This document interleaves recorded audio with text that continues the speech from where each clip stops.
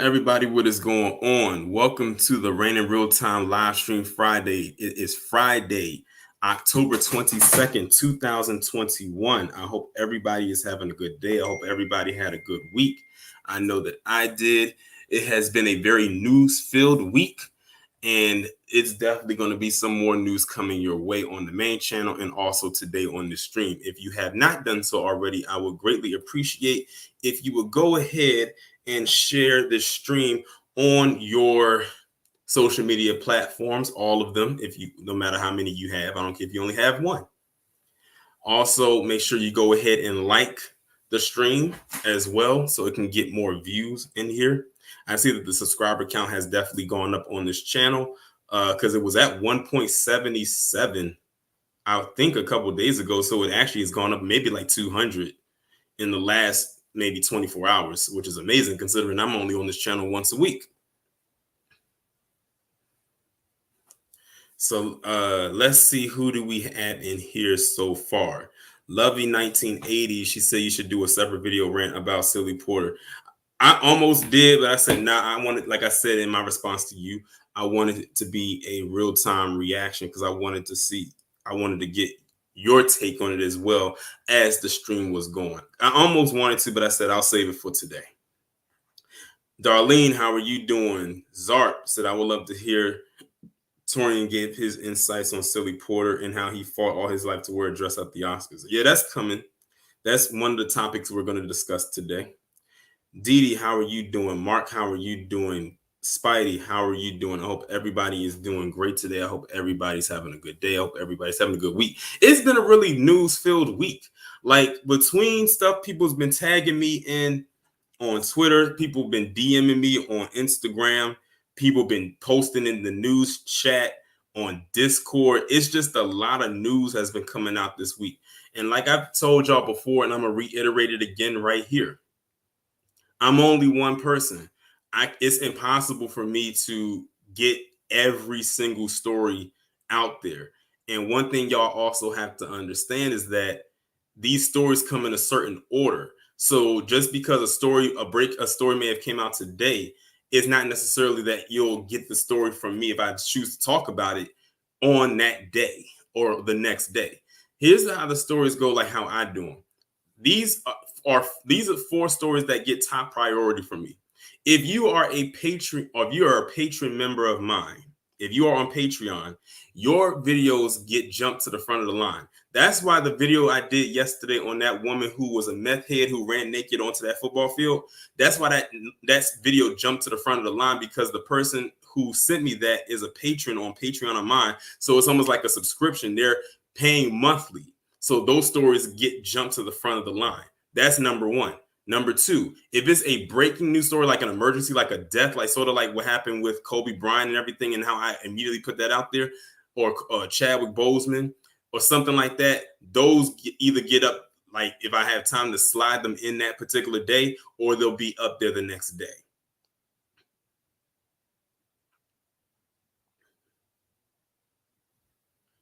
And now I'm trying to remember what the other 2 were.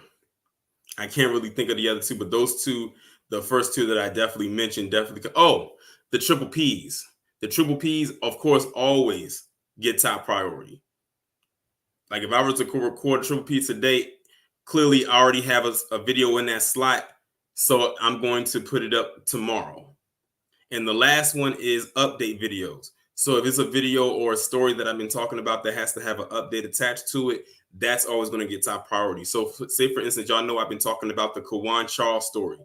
There hasn't been an update recently about it, but when an update does happen, that video is going to jump the line of all the other ones because that's dated as an older story that just now has an update to it. So those are the top, those are the videos right there that jump the line. If you are a patron of mine on Patreon, that jumps the line. Triple P's jump the line. Update videos jump the line. And what was the last one that I said? I think it was up. I think I did say update videos. It was one other. But y'all know what I'm talking about. Those are the videos that do that. Those are the videos that get top priority. All the other ones, like with Dave Chappelle and everything like that, like y'all know I told you it's a saga video. I actually just record part 7 of that. yesterday. And y'all only have seen 2 parts so far. So y'all still have 5 other parts that y'all have not seen yet. But they're coming. Trust and believe. But like I said, there are other videos. But guess what? If you was a patron of mine on Patreon, for example, and y'all was to send me those stories, like let's say for example, I do I'm doing the Dave Chappelle saga right now, and say that the person or people on Patreon sent me those videos in that order. Those Dave Chappelle videos will come out so much faster than they do now. I'm just putting that out there as an example. I wouldn't suggest trying to do it now because like they're in a certain order. So at this point, it's already too late. They're going to just come out when they come out. That would have had to been hopped on when I started doing this like about 2 weeks ago. So I hope that pretty much clears up everything. I might have to do a separate video about this on my main channel. So those who are not here to hear this, they'll hear it over there. Because I know that everybody who is over there is not subscribed over here, clearly, because I have about almost 1,800 subscribers on this channel compared to the 41,000 plus I have on that channel. Wanda says, what made you get into the news sector? You think you would take a job at a major network? To answer your first question, when I was in college, I actually majored in mass communications with a concentration in broadcasting. So this is kind of in my field, I guess you could say. And he says, do you think I would take a job at a major network? Probably not. Because I always tell people I don't like being bound by a contract. You already know what it is that I talk about. So I already know that they're going to silence me if I do that. After all, I've told y'all before, I've been shadow banned on YouTube plenty of times. I jumped in and out of the shadow ban realm. So I know that if I was to do a major network, imagine what they would do to me over there. But shout out to everybody who was in the chat so far. I know I was kind of going on and I didn't get to acknowledge everybody. So I'm gonna go back and do that now. Shout out to Joseph Washington, Vulcan 2054, B1 Queensland, Pinky JYB, Wadner, Maximus Royalty, Alana Trotman.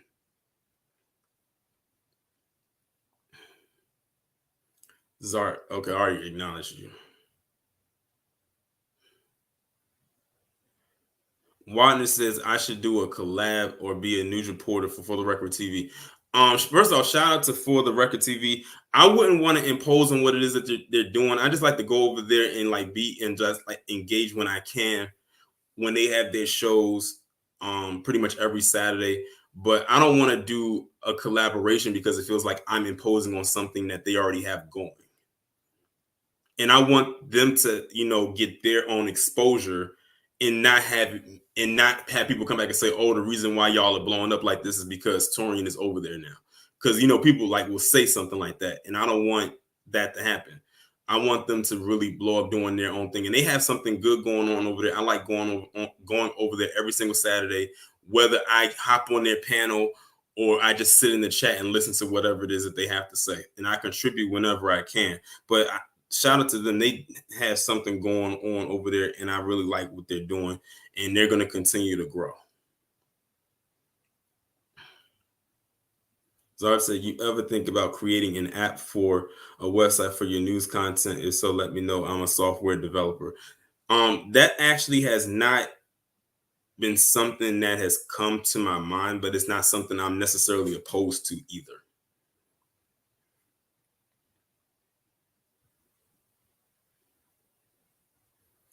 Let's see. Tildar, welcome. He says today is flowing. Was good. Yeah, this day did kind of well. I feel like this week kind of went kind of slow for me. Thursday felt like it dragged. For some reason, Thursday just felt like it dragged to me. What's going on, Amara? How are you doing? Got about one more minute, and then we're going to go ahead and jump right into these topics. But I hope that everybody had a good day nonetheless. I just had to throw that in there for my intro. But like I said, I'll probably do another video addressing that. And if I do, I need to do it soon. So I might re-record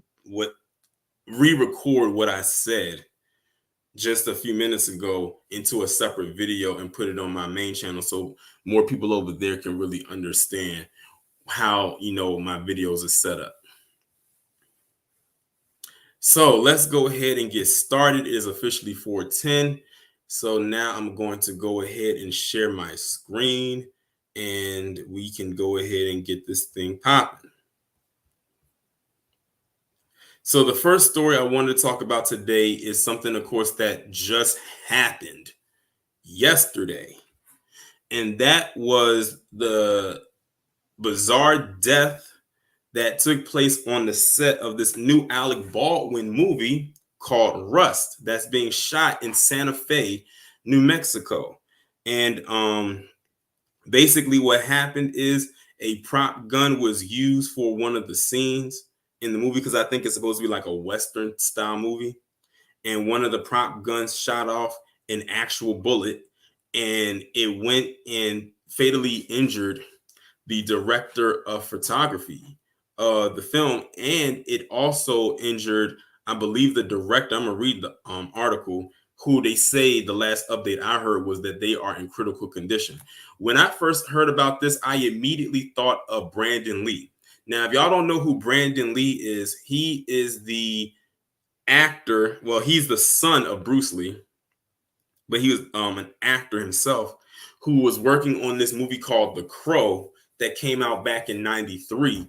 And while he was filming the movie, one of the scenes called for his character to be shot, and it too was using a prop gun, and the gun shot off a real bullet and it shot him, and he pretty much, like, he laid out on the floor. When they yelled cut, he still was laying on the floor, like they was wondering why he didn't get up.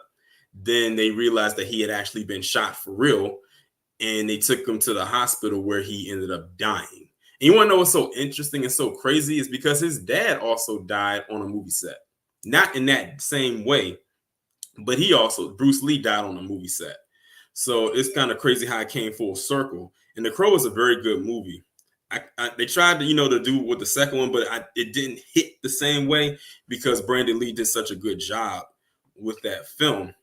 And then now you have this going on right now, and it's just like, I don't know what's really going on. I mean, like, it's supposed to be a prop gun. Why is it shooting out real bullets?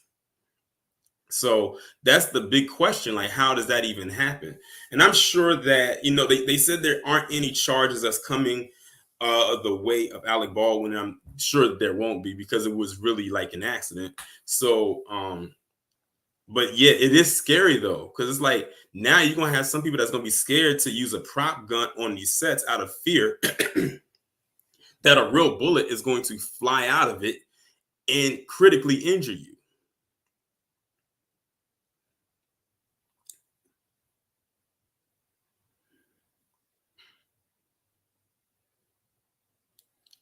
Lovey 1980 says Baldwin will get off. He's PC. They don't get fired. Well, I don't think it really has anything to do with his race, because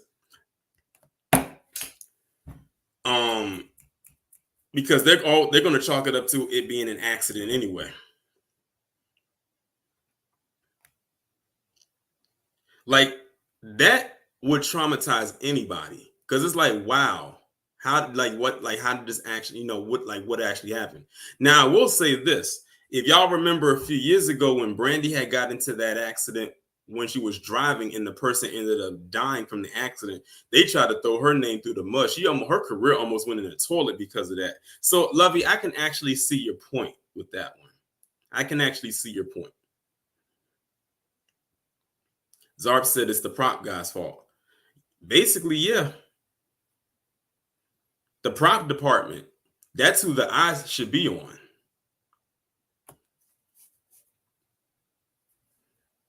So, I don't know. But it's like, it's real spooky at the same time. It's going to have a lot of people that's going to be fearful. Of course, there's going to probably be some lawsuits being thrown out there like crazy. So it's definitely going to affect the flow of the film, because they said they had to briefly shut down production, clearly. And that's the obvious thing to do because of what happened. Like, imagine you're an actor working on the set and it calls for your character to shoot a gun and it shoots out a real bullet. Like how if that was me in that position, I wouldn't even know how to act. Like for real, for real. One thing I also did hear is that they said Alec Baldwin went down to the police station and actually filed the police report himself, like in person. Like he went into the police station and filed the report himself. Like it wasn't somebody else that went down there and did it. He did it himself.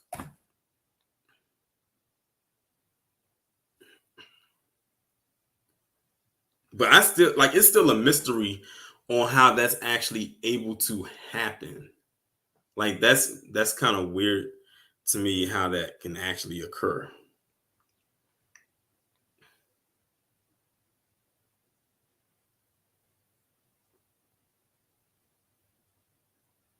Because those prop guns look real. Those prop guns are designed to look like actual handguns or whatever type of style of gun that it is. Like they look very, very real.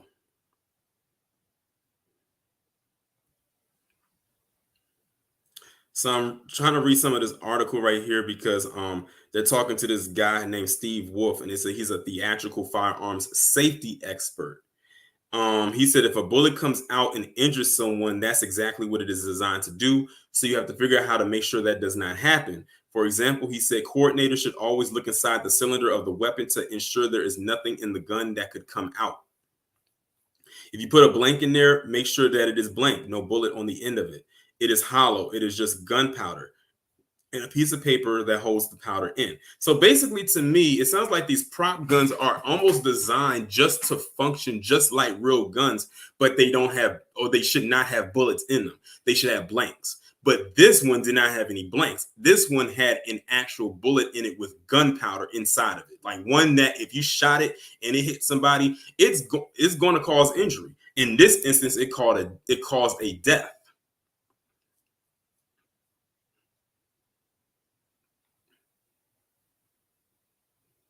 Is this in a statement? Baldwin is cooperating with the police investigation. He said there are no words to convey my shock and sadness regarding the tragic accident.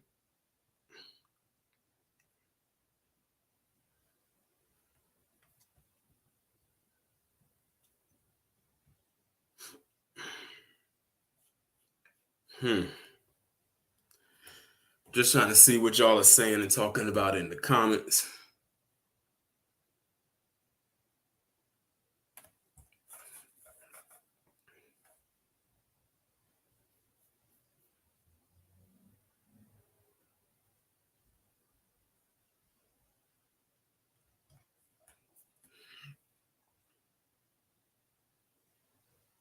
Oh yeah, I'm almost certain this is definitely going to traumatize Alec Baldwin for a while. Piggybacking off of what Jennifer said in the comments about him being traumatized and having fear of including guns on the set or being in a movie that involves a gun, or if it is a thing that has guns in the film, that he might turn the film down or just request to not be in those particular scenes.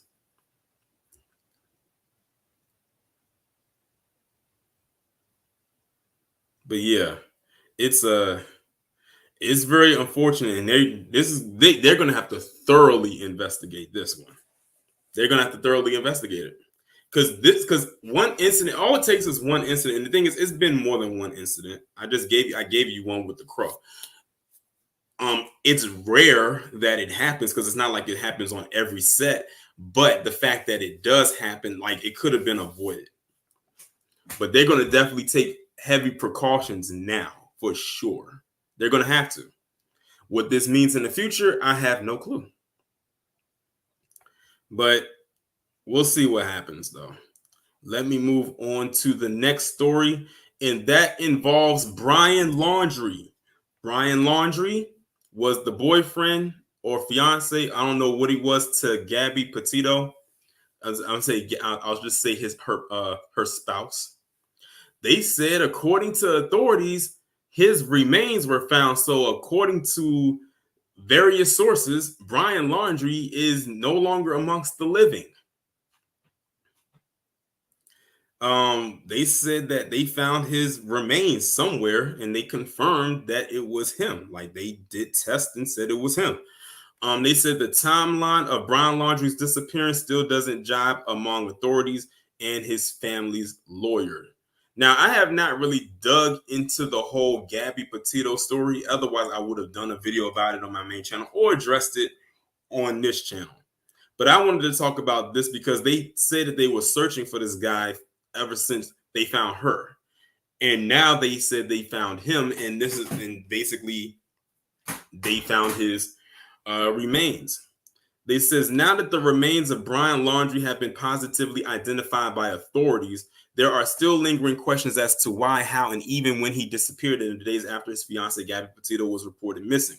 His parents, Chris and Roberta Laundrie, may be vital to unraveling the mysteries, but their recollections of key moments during these critical days, according to their family attorney, have been inconsistent or conflicted with law enforcement authorities' version of events. The Laundrie family has conducted themselves in a very odd way that's generated a lot of suspicion right from the beginning. Former FBI Deputy Director Andrew McCabe told CNN, the undisputed facts are that Brian Laundrie, age 23, and Petito, age 22, have been road tripping in a white van from New York through the U.S. West over the summer, regularly posting photos and stories to their social media pages with the hashtag van life. Those posts abruptly stopped in late August, and police say Laundrie returned to September 1st in the couple's van without his fiancée to the Northport, Florida, where he lived with Petito and his parents. Petito's family reported her missing on September 11th, and her body was found September 19th in Wyoming's Bridger-Teton National Forest. A coroner ruled she died by strangulation. Inside that 9-day period in September, Laundrie left his family home, and different accounts have emerged from the Laundrie family attorney and the police about what occurred in a narrow period within that time frame from September 13th to September 17th. And it says, here's what each says happened during those 4 days. Laundrie and his family did not speak with police when given the opportunity. On September 11th, after Petito's family reported her missing, Laundrie invoked his Fifth Amendment right when police went to the Laundrie home. Northport Police Chief Todd Garrison told CNN, invoking the Fifth Amendment means a person cannot be forced to make statements they feel might be negative or used against them. Investigators were never in the same room as Laundrie after Petito was reported missing, Northport police have said. Then on September 14th, Laundrie said he was going to the nearby Carlton Reserve. The parents told police on September 17th, adding they hadn't seen him since. The reserve is a 25,000-acre nature park near the family's home at swampy forested area known to contain snakes and alligators. But Laundrie's parents, after further communication with the FBI confirmation, being at the family's car being at Laundrie's residence on September 15th, believed Bryan left home on September 13th. Their family attorney, Steve Bertolino, said October 6th. Laundrie's father, Chris, went to look for Bryan on the night of September 13th after his son didn't return from the park. The next day, September 14th, Chris and Roberta Laundrie returned to the area outside and I'm not even going to try to pronounce that word, the Creek Environmental Park, to look for him and found the family's Ford Mustang with an abandoned vehicle notice placed on it. Bertolino said at the time. Northport police confirmed the citation had been placed on the car. The parents returned the next day, September 15th, to retrieve the vehicle. Let the record be clear. The Laundries reported Bryan did not come home the night he went out for the hike. I actually reported that to the FBI personally. After more than a month of searching the reserve, authorities found Laundrie's remains Wednesday, along with personal items, including a backpack and a notebook.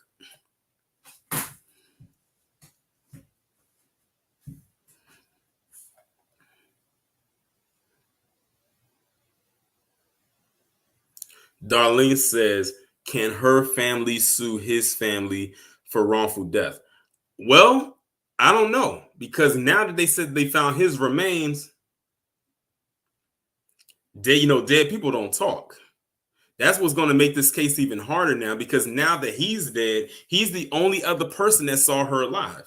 So if he was responsible for her death, then and they can't get anything from him because he's no longer alive.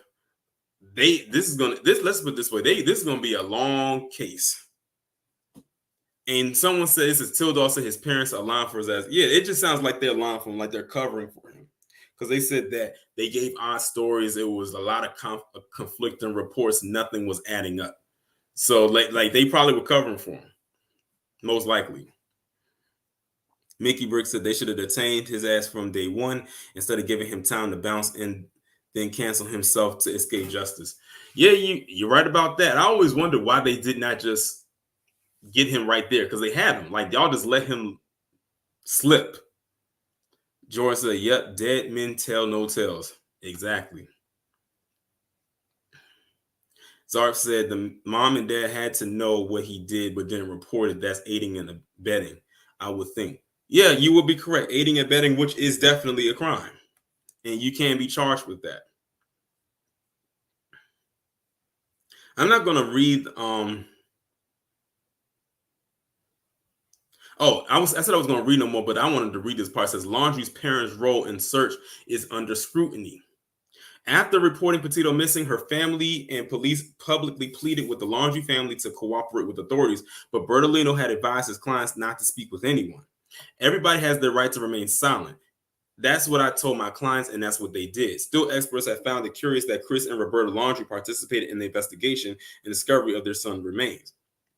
During a search with police Wednesday at the nature reserve, Laundrie's father was first to spot an item belonging to his son, Taylor said Thursday. Because he couldn't find law enforcement when he found the bag and didn't want to leave it, he picked it up and gave it to investigators. The idea of family members participating in the search and then being the ones actually finding the evidence and then picking up the evidence and taking it to law enforcement is really quite unusual. Let me stop right there, because if my spidey sense is starting to tingle just on that statement alone.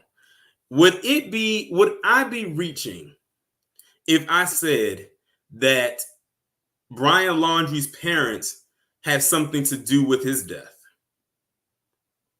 I just need to know. Would I be reaching or grasping for straws if I was to sit here and say that I believe Brian Laundrie's parents had something to do with his death? Just by reading that statement right there. Man, listen, if it comes out that that's true, they're going to wish they had someone like me on this case. I was like, I cracked the Da Vinci Code. Because let's take this a step back. Let's take this way back into the 90s with JonBenet Ramsey. Remember, they found her in the basement of her home where she lived with her brother, her mother, and her father. They said that they found a kidnapping note, basically a manifesto of sorts. And they had an alarm system. They never used it, or they didn't turn it on. And then they found her body in the basement. Now, my thing is this. If a person was going there to torture and kill your daughter, why would they leave her body in the basement? And how did y'all not hear anything?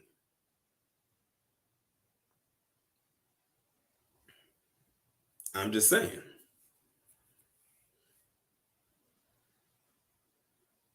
Spidey said, I'm going that far. Shoot, I might not be going far enough, honestly. I mean, let's not pretend that parents don't take out their children.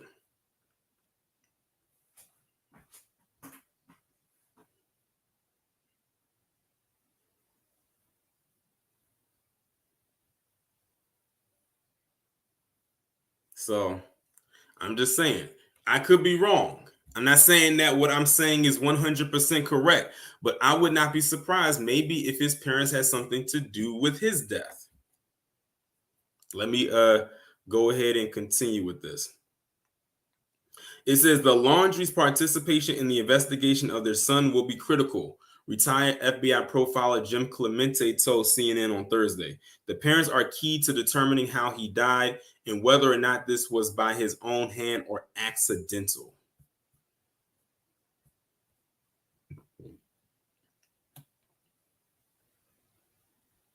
And that's the entire article right there. So now hearing that or reading that, now I'm almost intrigued to see what's going on, what the outcome of this is, because it's very like they're basically saying that his parents are very shaky with this. I wonder. It also makes me wonder, did his parents even like his fiance. I'm taking it as a Spidey. I'm taking it a step further. Did his parents even like her?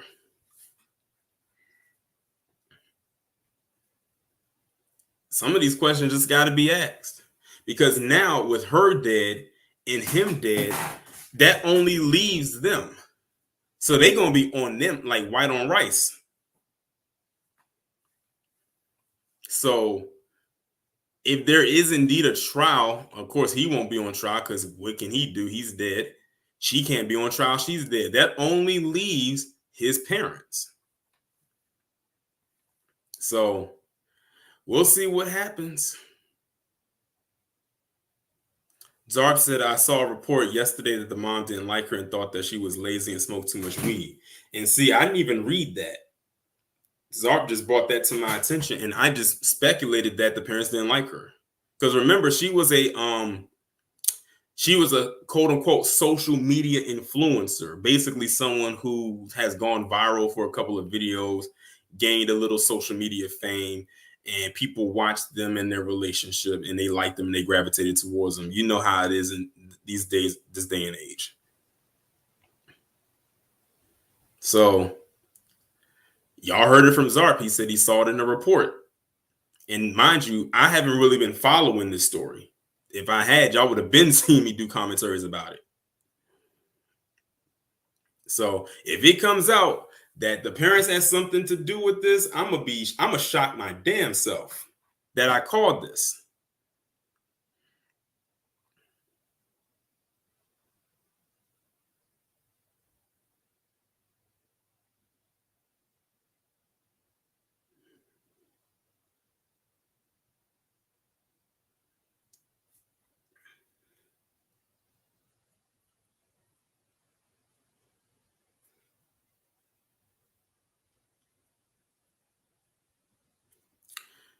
Okay, now I'm going to move on to the next story, and that is about Colin Powell. Colin Powell and his untimely death that occurred on Tuesday, October 19th, 2021. Man, let me tell you, some of the stuff that I saw people posting up on Twitter who weren't sending condolences, man, y'all are ruthless. And I'm not saying y'all in the chat, maybe some of y'all on Twitter, but man, some of y'all was going in. So I actually heard about this when I was on my way home from the gym. I was on my way home from the gym and it came through on my phone because, you know, whenever you get breaking news like this,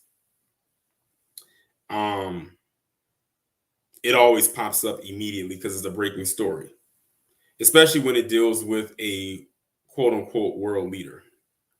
So it says Colin Powell, first Black U.S. Secretary of State, dies of COVID complications amid cancer battle. Now, when I first heard about it, they did not talk about immediately about him having cancer. And on top of that, he also had Parkinson's, which, of course, you know, if you don't know Parkinson's, that's what Muhammad Ali suffered from. Michael J. Fox, you know, from Back to the Future, he suffers from that as well.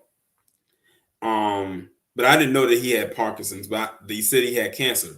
What got me was how they led immediately with COVID-19 complications. It's almost like you're watching a movie and the lead actor is COVID and the supporting actor is cancer. I'm sure this guy was suffering from cancer way longer than he suffered from COVID. Now, the story also goes is that he was fully jabbed. Y'all know what I mean. I got to speak in code. They said he was fully jabbed and he still ended up getting it. And I said, because he most likely, because of the underlying conditions that he already had with cancer and Parkinson's. But I just hate that they led with this. Now,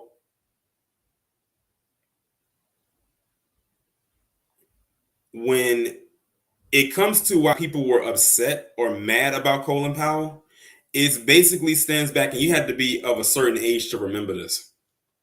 Now, when I was younger, back when this happened, I wasn't paying it. I wasn't like looking into politics. And listen, as a kid, you could not find my TV on anybody's CNN or anything like that. So I wouldn't know. You could barely find my TV on local news. But the reason why a lot of people were upset with Colin Powell, and this happened after 9/11, is because he came out and gave that false report that the reason they were going into Afghanistan was because of weapons of mass destruction. And I put that in air quotes. And then when it all came about, it was like, wait a minute, they're not going over there for no weapons of mass destruction. You're going over there for that oil. Y'all going over there for that money. But you're masking it as weapons of mass destruction because they said when they went over there, this so-called weapons of mass destruction that you were looking for was non-existent. That's just like back in the day, like in the 70s with Nixon and then Reagan with the so-called war on drugs. It wasn't no war on drugs. It was a war on Black people. But they had to mask it as war on drugs. But who was the ones that kept getting locked up? Who was the ones that kept getting killed? Follow the paper trail. That's when Colin Powell's reputation took a hit. Was that part right there. And here's the thing. Colin Powell, he knew that's not what they were going over there for. He knew that's not what they were going over there for. And he had the opportunity to say something then, but chose to go with the flow and go with the program. And because of that, a lot of people got put into an unnecessary war. A lot of people who was in the military or those who were going into the military got put into an unnecessary war with Afghanistan because of this. A war that lasted 2 decades. Remember, they just got them out of Afghanistan, and I put that in air quotes too, this year. For something that has been going on since like 2002. So also Iraq,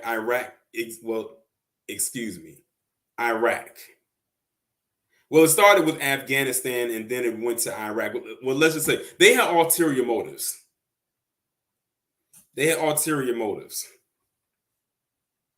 We wasn't even supposed to be over there. We was not supposed to be over there. And then, to pause on this right quick, because I'm not going to do a video about this because it's pointless. I'll talk about it here. Shout out to Lisa because she sent me she sent me an email with an article attached to it talking about the Kunstras because she knows how I like to go in on her. So she sends me articles about her. Do you know that this goofy broad had the nerve to go onto her social media and say that the U.S. needs to go and invade Australia? Let me go in here so I can find the reason as to why she said that, because it was so stupid. Hold on.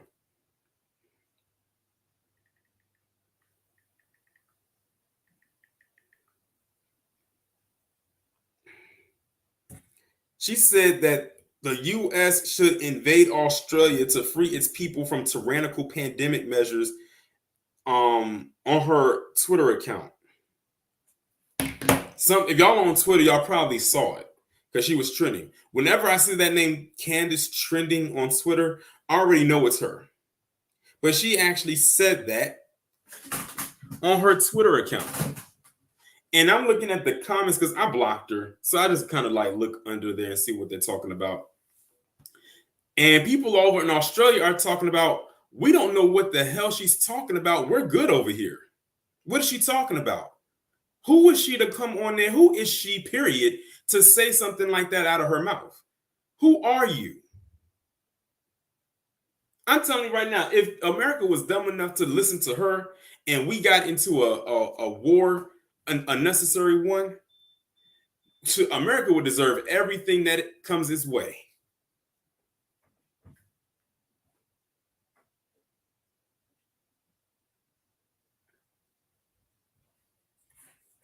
But yeah, she actually said that. And they said that that post was viewed over 300,000 times, which means it basically went viral. And I'm sitting there thinking to myself, because I replied back to Lisa, I said, why did she say that? For what? Why would America want to go and invade Australia for what? And, and JB, to piggyback off of what you just said, that's a scary thought. You have heard brain dead supporters talking about Candace Owens for president. Okay.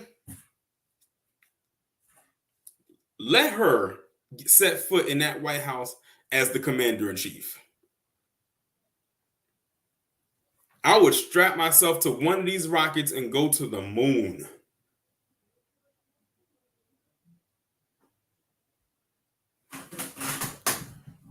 But yeah, like, and I wonder, is Twitter going to take down her account for saying something like that? Probably not. She's an idiot. Like, she is a stone cold idiot. Like, why would you get on your platform and even utter those words? But good thing I don't think anybody's taking her seriously. So, but still, that's scary enough that she got on there and even said and even uttered that.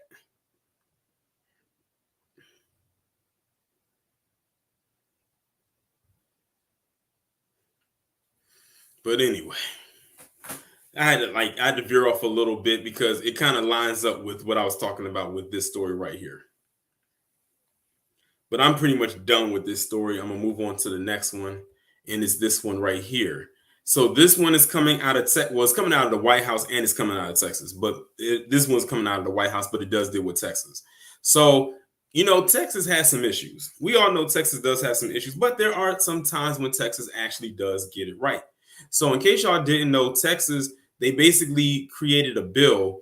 I think it was a couple weeks ago where they were saying that they were banning people who identify as trans to compete in certain sports. So basically, if you are biologically born a boy or a male, you cannot compete with the girls, even if you self-identify yourself as a girl. And the same thing, if you are biologically born a girl and you try to self-identify yourself as a boy, you cannot play with the boys. You got to play with whatever you were born as. And now they are getting pushed back from the White House. And I'm not surprised at that. And by the way, make sure y'all tune in this evening to my premiere video at 8 o'clock p.m. Eastern Standard Time, because that story right there is almost going to piggyback heavy off of what I'm about to talk about with this story right here. So it says White House blasts Texas bill targeting trans youth in sports as quote unquote hateful. And when you think about this story and what I'm going to do as my premiere video tonight, as well as everything going on with Dave Chappelle, it's like we are living in a world that has completely flipped on its axis. It is not standing upright, it's standing upside down.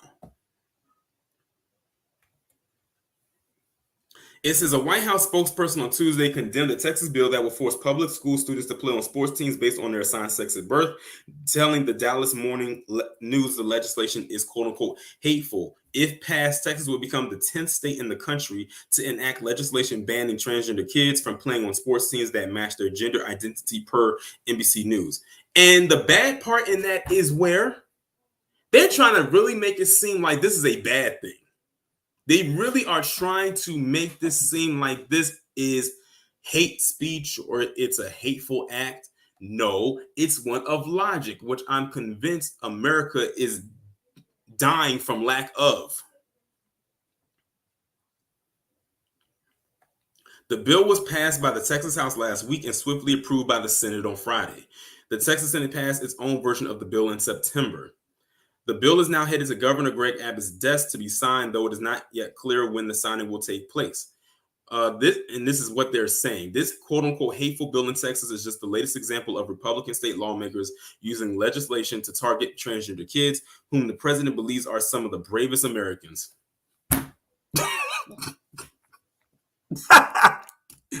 Oh my God. Did y'all hear that? Let me read that again. This hateful bill in Texas is just the latest example of Republican state lawmakers using legislation to target transgender kids whom the president believes are some of the bravest Americans. Bravest Americans, y'all. That's what he said. So to identify as a completely different gender than what you were born as, and notice it says assigned at birth, as if, let me tell y'all something. Y'all gotta watch these keywords. Assigned at birth, no, born as. If you were born with a little bit of equipment down there, aka you have the XY chromosome, you are a boy or a male.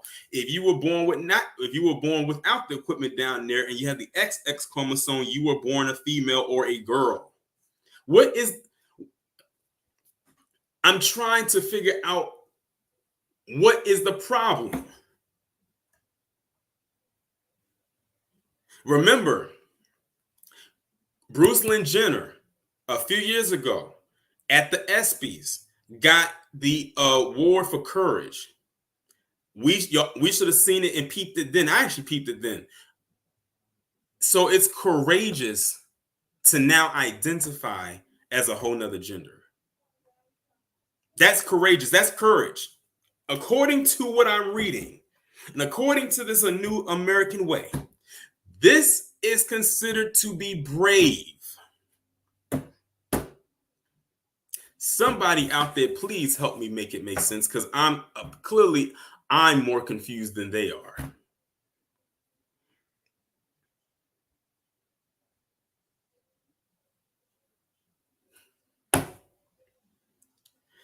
It says these anti-transgender bills are nothing more than bullying disguised as legislation and undermine our nation's core values.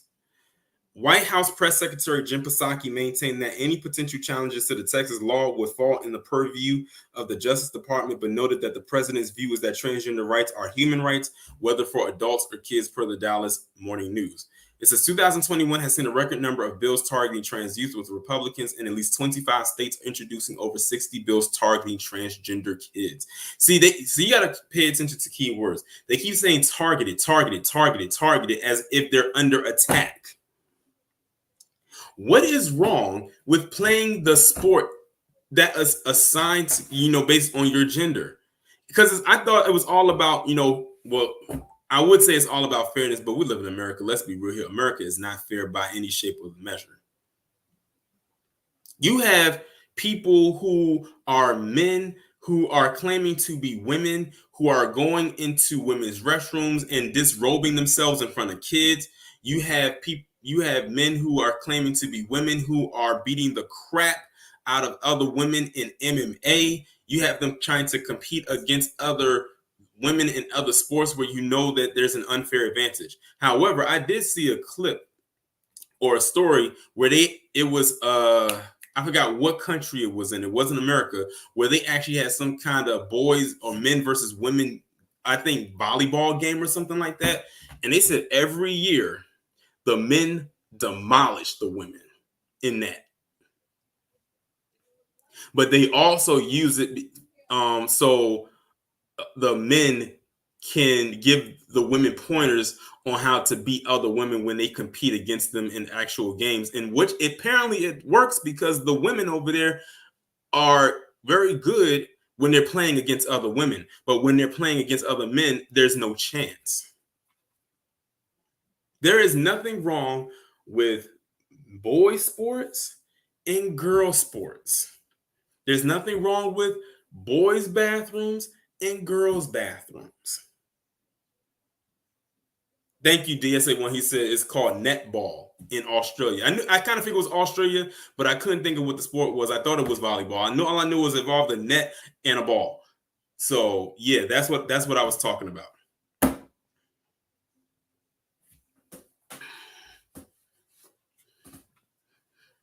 That's all it really boils down to. Like, what is hard to grasp about that? And I'm sure there are a lot of women out there who are sane mind, who do not want to play in a sport against a man because they know that they will not win, no matter how physically fit you are. a man is always going to dominate in those type of sports. Just let it be as is. That's why I keep telling y'all that I feel like equality is a myth, especially when they talk about it in this standpoint. Just let it be. Stop trying to go against science. Let logic sink in and go about your day. Stop trying to fight what cannot be defeated.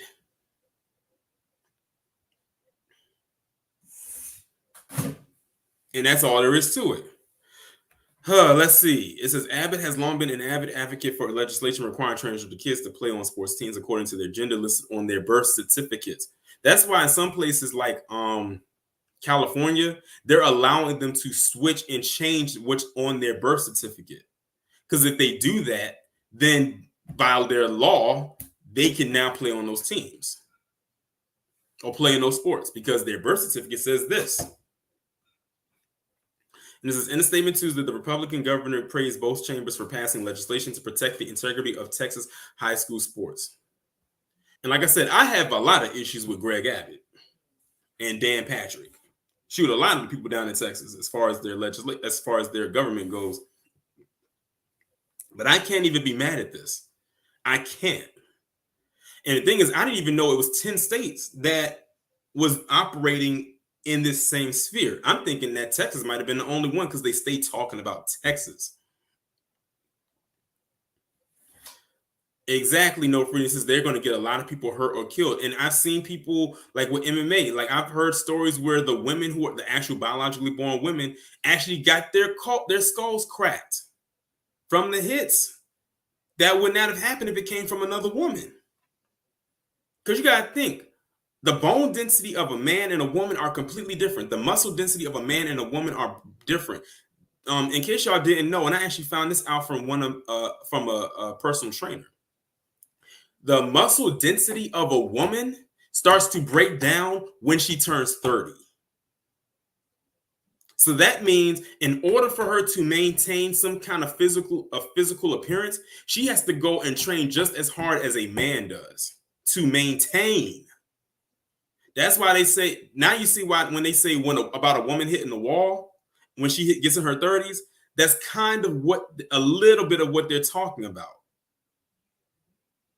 See, a man, he could be well into his 40s and still have the physique of a guy that's in his 20s and doesn't even have to put in that much work. Well, it also deals with muscle memory as well. It depends on how he lived his lifestyle, eating, and was a smoker, did he drink or anything like that. But with a woman, it's different.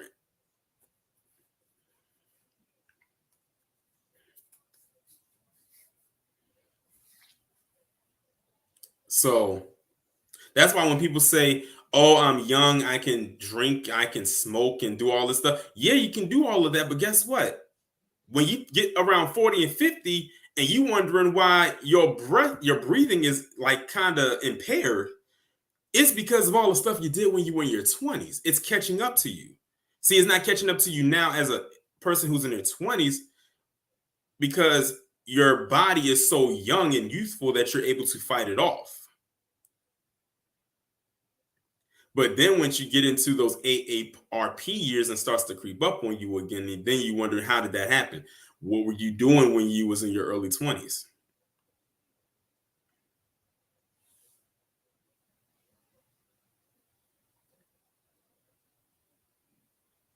Most things that they'll say for a guy is to make sure when he gets older, is he gets that prostate exam and that colon checkup. And usually those can happen when he's around 50. 40 and 50, somewhere around those ages. With women, it's a little bit different. Y'all have way more checkups that y'all got to get done. So when you put all of that into perspective, women especially, y'all should not even be on the front lines of something like this.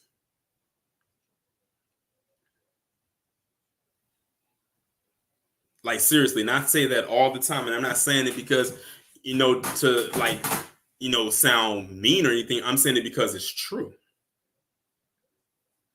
You have no business on the front lines of something like this. Because at the end of the day, we're just looking out for your safety. Because what if you have children who, girls, and then one day she wants to play, like girls, basketball with the girls. And then all of a sudden, this big 13-year-old walks up in there and it's not a girl. And they're competing against them. They would never win. I could go on and on about this, and y'all know I could, but I'm going to go ahead and move on to the next story because we got some other stuff we got to talk about. So the next one I wanted to talk about was Sean Taylor. If y'all don't know who Sean Taylor is, Sean Taylor was definitely on his way to being a phenomenal and great football player. He was pretty much already there, in my opinion, or on his way there. Back when he was playing, he came in, got drafted to what used to be the Washington Redskins, that is now known as the Washington Football Team. And unfortunately, back in 2007, which was ironically the year that I graduated from high school, I was turned 18. He was killed inside of his home. Basically, what happened, it was a home invasion gone wrong. He was in Florida with his family, and someone broke into his home thinking that he was not going to be there. And then he got shot in the leg. Most people think, oh, he got shot in the leg, he'll survive, but not when it hits that artery. He got hit in the artery and he bled to death and he died. And it's a shame because he was there with his daughter and his spouse. I don't know if he was married to her or not, but that they were together. And he ended up dying. And I truly believe it was somebody that he knew that did it. I truly believe that it was somebody he knew that did it. But anyway, what they're doing now is that they are retiring his jersey. Now, keep in mind that Sean Taylor was killed in 2007. They are retiring his jersey, I think they already have, in 2021. Think of how many years has passed since then. And why did they not retire his jersey a whole lot sooner than this? Well, my theories are because they're trying to use what happened or his jersey being retired to cover up what's going on in the NFL right now, especially with a story I talked about on my last live stream, and that's with Jon Gruden. In case y'all didn't know, Jon Gruden, a whole bunch of emails got exposed about him. He was the coach for the Las Vegas Raiders. And basically a whole bunch of emails of, like, it says racist emails, misogynistic emails, homophobic emails, all pretty much came out. They mainly focused on the homophobic ones because that's the one that pushed the story. And he ended up resigning from his position. Truly, he should have been fired. But they said that these emails dated back 10 years. And then all of that was going on. There was some other stuff that had came out. It's something else that should have been more wider known. I'm not going to talk about it on here, but I'm going to do it in a video. But it does deal with a quote unquote NFL legend. I'm not going to say who it is. Like I said, I'm going to wait to do my commentary on my main channel and you'll see who it is. And then all of that going on. So many people are suggesting that the only reason that they're retiring his jersey now is because they're trying to cover for all the stuff that's going on in the NFL, because a lot of stuff came out like so rapidly at the same time. Because honestly, they could have been retired Sean Taylor's jersey, and they should have been retired it. Honestly, like the man's been dead since 2007, and it's now 2021. So, there's that. But I'm going to piggyback off of what Jordan said in the chat. He says this is the same story where Patrick Mahomes' BA brother was dancing on his memorial. Yeah, Patrick Mahomes' brother, I forgot his name. He is an attention whore. He is. Every time I keep hearing about a story about his brother, it's always him doing something for attention or something for his TikTok. Like the one thing about him pouring the water or the drink on the fan or something like that. And now the one where he's dancing on Sean Taylor's memorial. How did he even get there? Because the memorial was blocked off. How did he? That means he had to climb over it, climb off of what was sealed off, and just began to dance on it for his TikTok video. Yeah, Mickey Briggs. Sean Taylor has been dead since 2007. It's been that long. It's been that long. But yeah, Patrick Mahomes' brother, he is very disrespectful, Darlene. Very. And his wife or whoever she is, from what I heard, she's no better. And of course, she's a palm colored woman. She's no different. She is no different than him. Because I heard she be doing the same attention whore stuff that he be doing.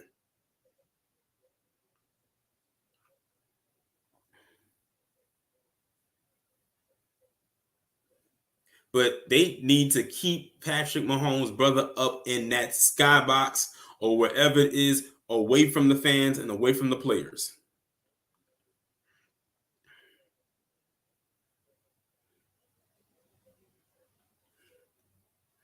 I bet you he'll probably say, "Oh, I didn't know." Bull crap, you knew. You knew. You shouldn't have been over there. If you saw something that's blocked off, why would you go over there and start making a TikTok video? That's what some of these people on TikTok get on my nerves. And that's why I don't have one. I don't have a TikTok. I don't. Because some people like run that stuff into the ground. And some of the stuff that a lot of people that they do it aren't even funny. It's only a handful of people who I've seen their TikTok videos that actually made me laugh. I actually thought the people on Vine were a little bit more funny than those on TikTok. Y'all remember Vine? You know what Vine, it's crazy how fast Vine came and went. And it was like those 15-second videos. Shoot, I remember when Instagram used to have 15-second videos, and now they have unlimited amounts of videos time-wise that you can make. But then people on TikTok get on my nerves sometimes. Like I said, it's only a handful of people on there who have TikToks that actually make me laugh. The rest of y'all make me cringe. But I don't have the TikTok app, so that's good for me. So let me move on to the next story. And man, I have been waiting to get to this one ever since I first heard about it. And that's involving Silly Porter, as I call him. Those of y'all who have been watching me for a while know that's what I call him. And shout out to Harvey, because he actually did a video about this a couple days ago. And when he did this video, I had left a comment and said, I'm going to be talking about this on my live stream on Friday. Because I could have did a video, but I said, nah, let me go ahead and do this on this channel. I've done so many videos about Silly Porter on my main channel. I don't think I've ever actually done one on this channel. So let me talk about it here. So Silly Porter, and he definitely earns the name after this little stunt. Silly Porter, he's mad at Harry Styles because he was able to pose on the cover of Vogue in a dress. Oh, man. He was mad because he was not able to pose on the cover of Vogue in a dress, but Harry Styles was. Now, if y'all remember, Harry Styles, he's one of the band members of that group One Direction, white guy. And a few months ago, he came under fire from the Coonstress because she said she didn't feel it was masculine for a man to wear a dress. Now, you have to take what she said with a grain of salt, because what she said was indeed true. However, this was a white man she was talking about, and that's the kind of man that she prefers. So it definitely hurt her poor little eyes that she saw a white man that probably is the ideal man that she likes outside of the man she married to wear a dress. But seeing Billy Porter in the dress, that's fine with her, apparently. So he posed on the cover of Vogue. He was wearing a dress, and he wore a couple of dresses on the inside covers of the articles that was written up about him. So now you have Silly Porter that's coming out, and he's upset because And this is his quote: "I had to fight my entire life to get to the place where I could wear a dress to the Oscars."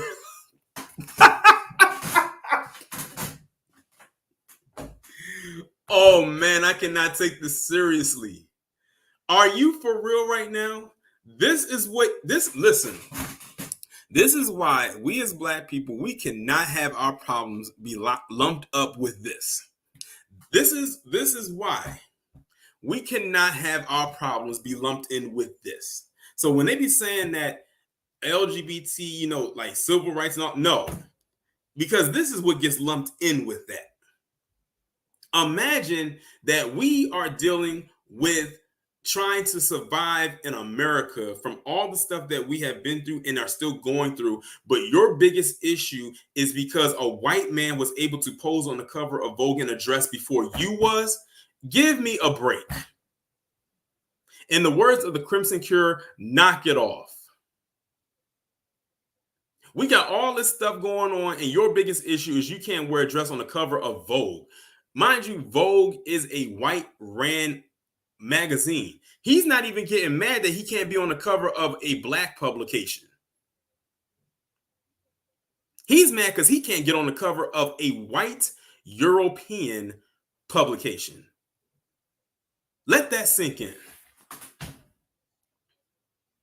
He's not beating down the doors to be on the cover of a black-owned magazine, or if there's any black-owned magazine out there. But he's trying to get on the cover of a white one, Vogue. And this quote, I had to laugh at it because it's absolutely silly. It is so foolish. But this doesn't surprise me because Silly Porter, like I said, his issues and our issues are not the same. They are not the same. Talking about I had to fight my entire life to wear a dress to the Oscars. And keep in mind, this is a black man saying this.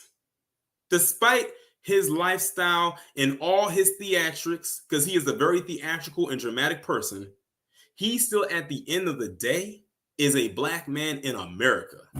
So, Billy Porter, are you telling me that now you realize racism is real because you as a black man cannot cover the Vogue magazine in a dress over that of a white man that probably just wore the dress just because? I don't know.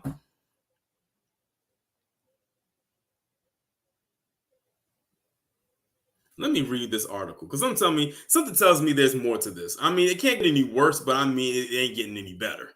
It says Billy Porter is causing quite a stir after recent comments about his contributions to the non-binary fashion.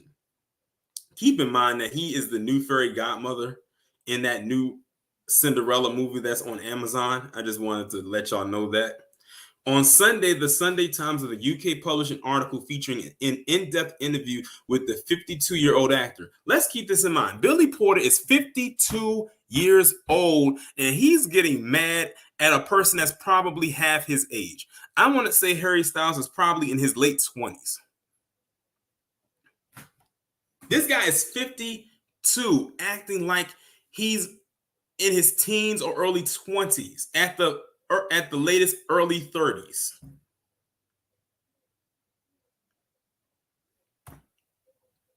Let's let that sink in. Porter talked about various topics, including his struggles with self-acceptance, abuse, sobriety, and how his generation kicked the door down. Amazing, he didn't implement the part about him having the clap, the clicker, clacker, clapper, as I like to call it. Those of you who have been around my channel know exactly what I'm talking about. He says how his generation kicked down the door to make way for queer artists like Lil Nas X and other brazen non-binary visibility in mainstream media. And before I go any further, did y'all know the city of Atlanta yesterday, or the day before yesterday, they declared it Lil Nas X Day in Atlanta? First off, I'm not surprised. It's Atlanta. It's Atlanta. Again, I say it's Atlanta.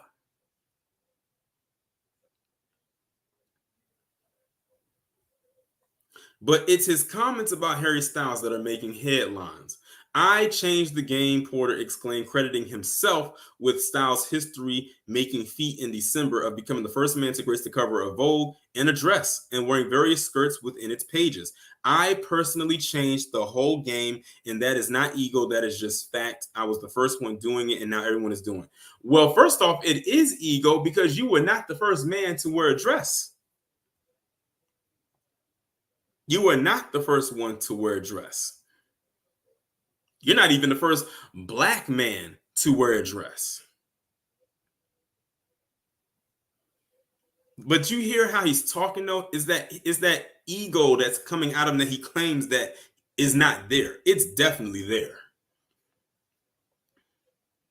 But this is the cover that they're talking about. This is the Vogue cover that has Harry Styles on it, and this is the dress that is kind of cut off, but this is the dress that he was wearing. It says Porter, who has graced many red carpet and gender fluid looks. I don't know why they call it gender fluid. He was wearing a ball gown, for crying out loud. From his famous tuxedo gown by Kristen Siriano worn to the Oscars to his golden Egyptian sun god look at the 2019 Met Gala, and went on to criticize Vogue for featuring Styles instead of him. First off, silly Porter, Vogue, they don't have to do whatever they don't want to do. Who are you? You're just a court jester. And by this little outburst that you had, do you think that's going to get you on their cover in the future? Because who knows, they may want to put you on there, but now that they know how you feel, they're not going to do it. I feel like the fashion industry has accepted me because they have to. I'm not necessarily convinced, and here is why. I created the conversation about non-binary fashion, and yet Vogue still put Harry Styles, a straight white man in a dress, on their cover for the first time. Notice that now, like I said, he acknowledges what would be racism to him. But when it comes to talking about anything else that could affect not only him, but everybody as a collective, it's non-existent. And that's the problem that many people have with those in the academy. Hear how he's talking right here. This is his biggest concern. Like I said, there's so much other stuff going on in the world with black people, especially in America. But his biggest concern is because he, as a black man who wears dresses, was not featured on the cover of Vogue. He wanted to be that groundbreaking person. He was mad at that. He wanted to be the one that says, I'm the first black man to be on the cover of Vogue wearing a dress or a gown, or the first man, period.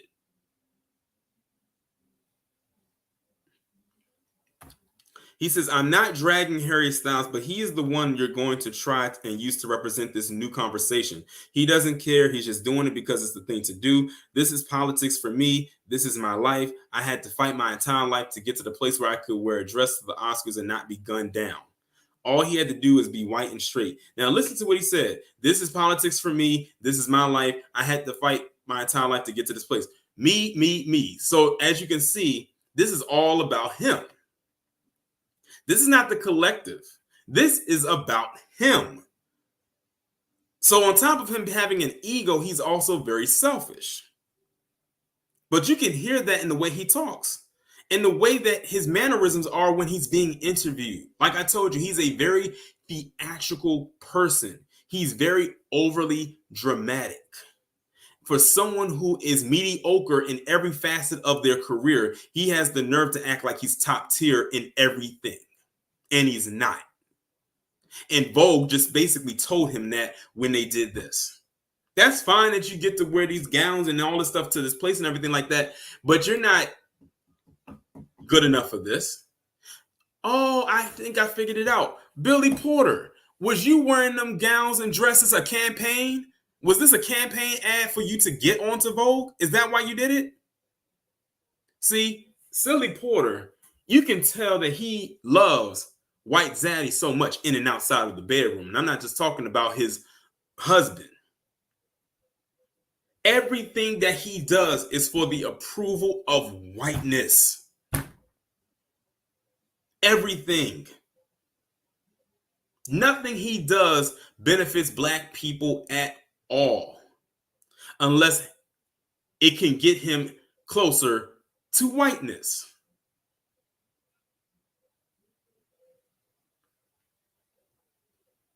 Like I said, everything he does It's for attention. He's one big campaign ad, one giant, silly, buffoonish billboard.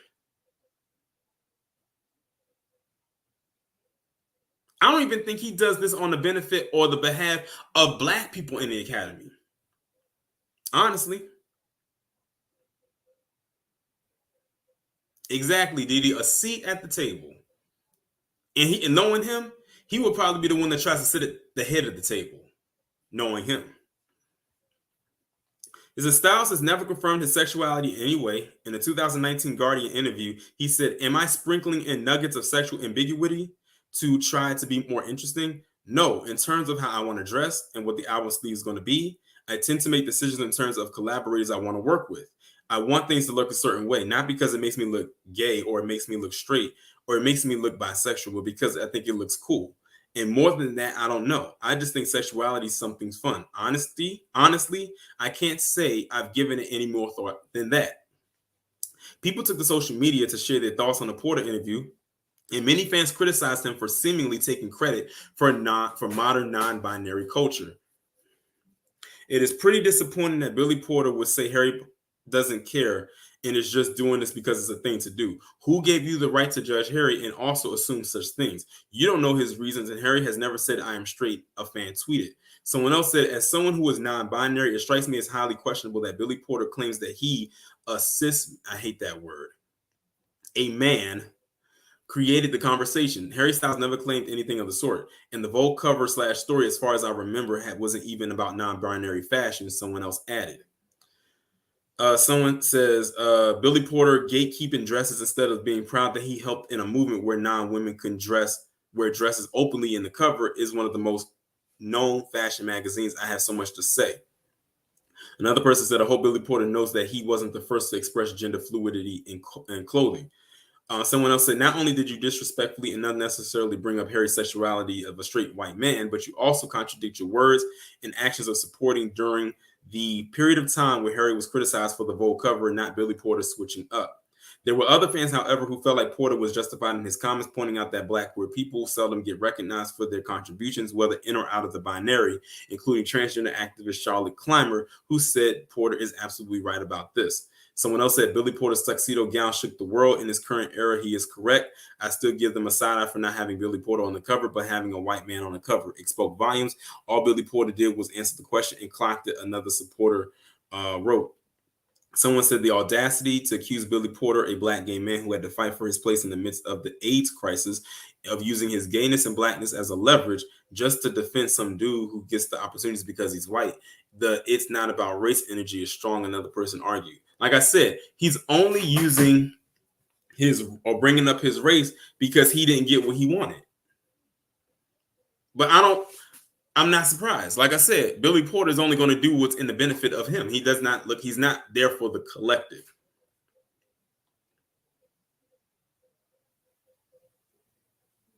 Someone says Styles has yet to comment on the growing debate, but during his Vogue interview in December, he talked about what influenced his style. There's so much joy to be had in playing with clothes. He has said, I never thought too much about what it means. It just becomes this extended part of creating something. Listen, like I said, Silly Porter's fight for quote unquote Black people only goes as far as Billy Porter. It usually starts and ends with just him.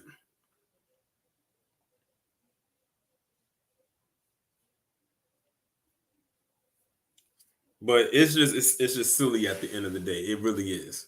It really, really, truly is.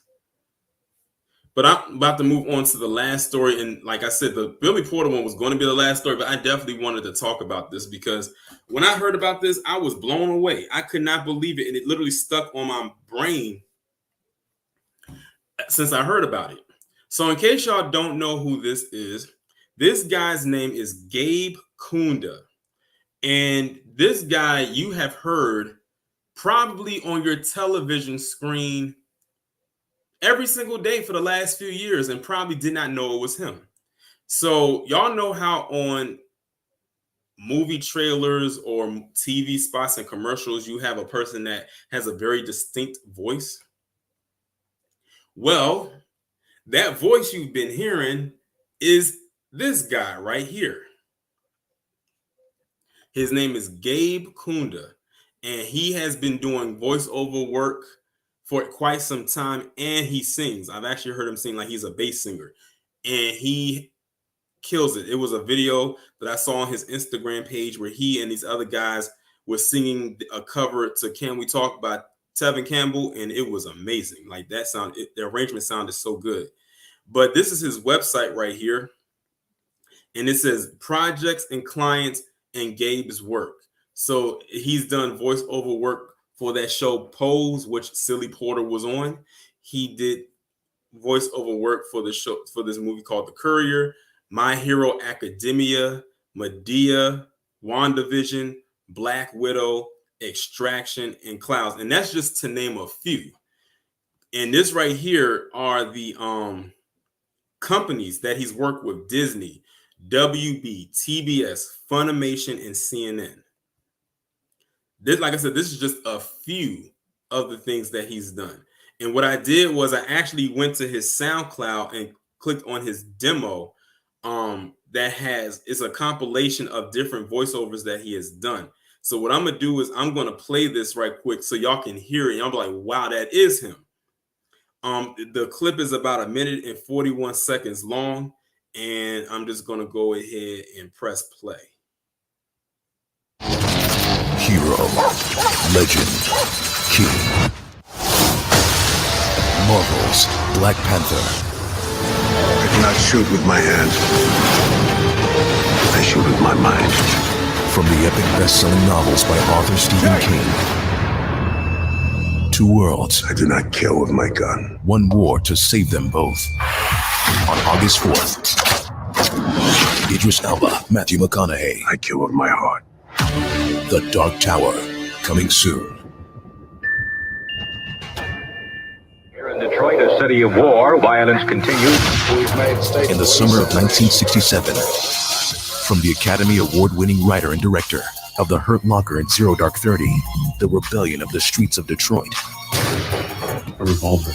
You carry a revolver. I do have a 38. Was only the beginning. Discover the truth behind one of the most terrifying events in American history. I need you to survive the night. Survive the night. Detroit. Come on, buddy. This is going to be a stealth mission. You don't have to be big to be a big hero. But he's so cute. That reminds me. Don't call him cute. The Nut Job 2, Nutty by Nature, rated PG. This September, critics are calling it Over 4 minutes. I did not know that the side effects would show up and start hunting us down. a heart-stopping thrill ride. Suspense has a new definition. The best thriller of the year. This was my fault. Flatliners, rated R. Okay, so that's the whole demo right there. Amazing, isn't it? Blew me away when I found out it was him that was doing that. I said that bag is heavy. That bag is heavy. Now that's a good voice for radio, but clearly he's not using it for radio. He's doing all these movie trailers, he's doing these commercials and all types of stuff. So it's amazing to hear that, because the person who used to do it, he was a guy, his name was Don LaFontaine, and he had passed away a few years ago. And for a minute, they didn't know where they were going to go to get a new voiceover to replace him or even sound like him. And he sounds almost like him. That's why it kind of caught me off guard. But I could have sworn this guy died. But no, this is definitely him. This is the trailer guy, as you know, some people call him. This is the voiceover guy for the who does the trailers. So whenever you hear that, this is who you're hearing.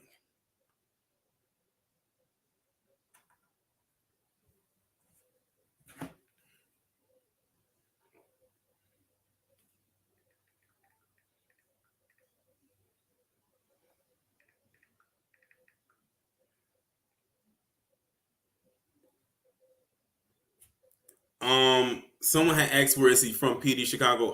According to his IMDb, he was born in Texas. He was born in Texas. So, but based on that last name, I think he might be a child of immigrants, so he might be first generation born. But according to his bio, he was born in Texas, so he was born here in America.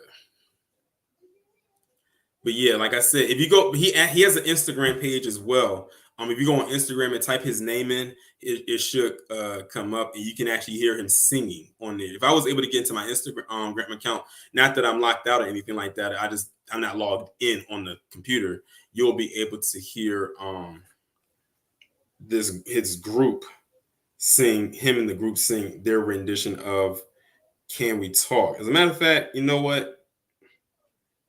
I'm gonna actually go in here and I'm gonna play it, but y'all have to hear it instead of actually see it.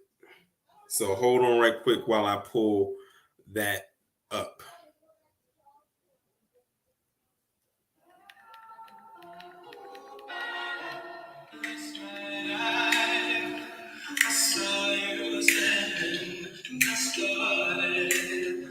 Started pretending that I knew you, and you is you.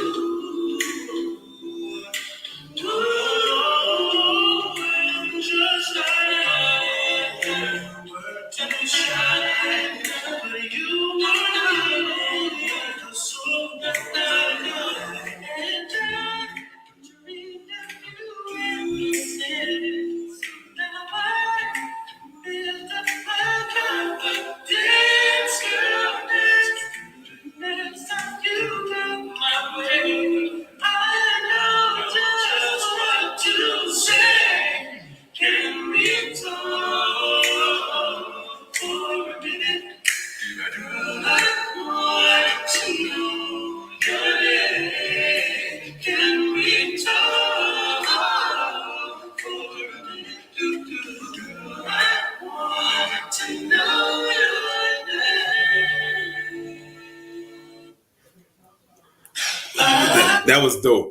When I first heard that, I was like, chills. And by the way, like that's him and 3 other guys singing. He's doing the baritone parts, and they were singing in a stairwell. So they say like in certain places that you sing, your voices bounce off the wall. They were singing in a stairwell, so that's why their voices sound like they were echoing. Jennifer said, "This is how I think I sound in the car." Hey, that's how I think I sound in the shower. Zarb says, "Does he have any albums?" I'm not sure if he has any albums or not.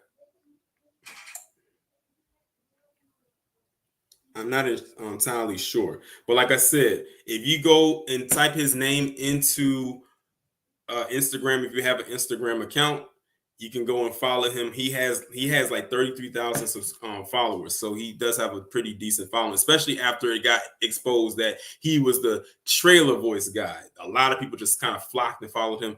I know I did, but if you have an Instagram account, you can go ahead and do the same thing as well. And he has a whole bunch of other stuff up there on his page. Tildall says, like the guy on the first 48, does it ever surprise you guys when you discover they're black? I actually found that out too on the same day that I found out he was black, that the guy who does the narration for First 48 is a black guy. So it's just amazing. Like, hidden talent out here. Hidden talent. Melanated excellence. But this is how I wanted to end the stream off. I wanted to end it off on that very positive note. Shout out to everybody who came through to the stream. Shout out to everybody who liked. If you're brand new and you're subscribed to the channel, welcome to the channel. Like I said, I'm on here every single Friday with the exception of the last Friday of every month. Then that's when I stream on my main channel. And if y'all didn't know, on Fridays, I used to not upload any content on my main channel, but I have decided that I'm going to upload 2 videos a day on my main channel at 12 p.m. and 8 p.m. Y'all already got the 12 p.m. upload earlier. And I typed his name in the chat for those who wanted to follow him on Instagram, if you have one. And the 8 p.m. premiere will be up to this evening. I highly suggest y'all really watch that video. That video right there is going to completely blow your mind. We'll be back on the main channel tomorrow, 12 p.m., 4 p.m., 8 p.m. Eastern Standard Time. Make sure y'all have your notifications turned on. If you're in the Discord, make sure y'all are active in that as well. And with that being said, I'm going to go ahead and end the stream. Y'all enjoy the rest of your day. Enjoy the rest of your weekend, and I will talk to you all later.